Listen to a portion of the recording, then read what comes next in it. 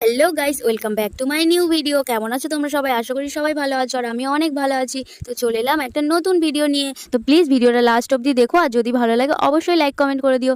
তো দেখো এখানে আমার ভাই কতগুলো আম পেড়ে নিয়ে এসেছে। তো ভাই বললো আম পেড়ে নিয়ে এসে বললো চল দিদি ভাই আম মাখা করে খাই। তো আমি বললাম যে চল, বলে আমরা সবাই মিলে মাঠে চলে এসেছি। আমি, আমার দুটো ভাই আর একটা বোন।